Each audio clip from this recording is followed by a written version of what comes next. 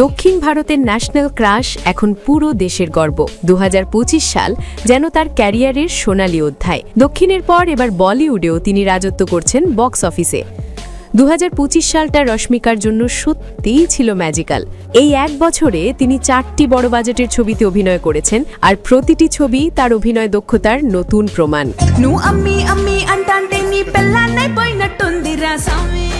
বছরের শুরুতেই ফেব্রুয়ারিতে মুক্তি পায় ছাওয়া। ভিকি কৌশলের পরিচালনায় তৈরি এই ছবি দর্শকদের হৃদয় জয় করে নিয়েছে।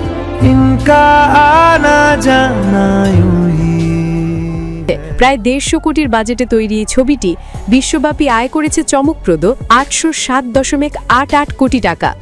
রশ্মিকার পারফরমেন্স নিয়ে সমালোচকরাও প্রশংসায় পঞ্চমুখ। এরপর মার্চ মাসে আসে সিকান্দার। বাজেট ছিল বিশাল 200 কোটি, কিন্তু বক্স অফিসে তেমন জাদু দেখাতে পারেনি। ভারতে আয় 131.50 কোটি আর বিশ্বব্যাপী 185.50 কোটি টাকা। তবুও রশ্মিকার উপস্থিতি দর্শকদের কাছে ছিল ছবির প্রাণ। 20 জুন মুক্তি পায় কুবেরা। 100 কোটির বাজেটে তৈরি এই ছবি ভারতের বক্স অফিসে আয় করে 106.50 কোটি আর বিশ্বব্যাপী 138.60 কোটি টাকা। ছবিটি প্রমাণ করে রশ্মিকার জনপ্রিয়তা এখন সর্বভারতীয়। দীপাবলিতে মুক্তি পায় রশ্মিকার চতুর্থ ছবি থাম্মা। বাজেট ছিল 140 কোটি আর বর্তমানে বিশ্বব্যাপী আয় করছে 143.75 কোটি টাকা। রশ্মিকার পারফরমেন্স, ডান্স সিকোয়েন্স আর চার্ম সব মিলিয়ে ছবি ঝমঝমার।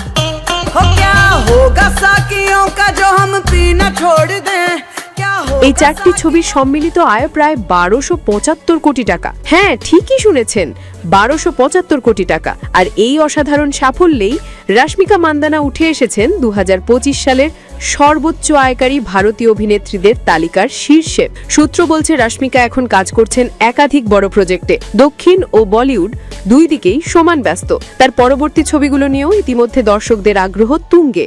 রশ্মিকা মান্দানার এই সাফল্য নিঃসন্দেহে অনুপ্রেরণাদায়ক। আপনার প্রিয় ছবি কোনটি? ছাওয়া, সিকান্দার, কুবেরা না থাম্মা? কমেন্টে জানাতে ভুলবেন না।